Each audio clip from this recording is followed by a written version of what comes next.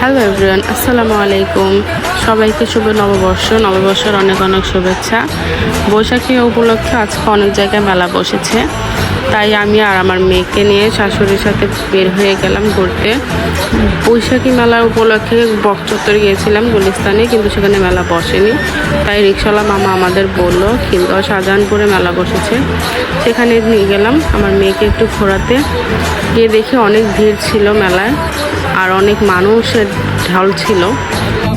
ভিড়ের মধ্যে আমরা আমার মেয়েকে নিয়ে ঢুকে পড়লাম মেলার ভিতরে অনেক গান চলছিল, আর অনেক বড় ছিল মেলাটি। এখানে বিভিন্ন রকমের স্টল বসেছিল। এটি তাঁত ও বস্ত্র শিল্প মেলা ছিল। মেলাটি মনে হয় 2-3 দিন থাকবে। এখানে অনেক রকমের খেলনা বসেছিল, খাবারের দোকান ছিল। খেলনাগুলো অনেক লম্বা লম্বা লাইন ছিল, যেহেতু আজকে বৈশাখ তাই সবাই মোটামুটি ঘুরতে বের হয়েছে। এখানে আমি দূর থেকে কিছু খেলনা দেখছিলাম, তবে আমি ঘুরতে ঘুরতে খেলনাগুলোর কাছে যাচ্ছিলাম।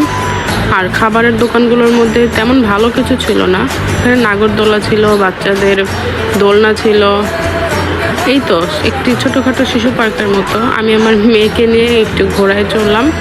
আমার মেয়েও তো অনেক ছোট, কিছুই বোঝে না।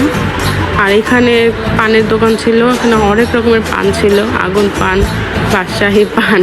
আমি কোনো পানি খাইনি, আমার এসব পানগুলো একদম পছন্দ না।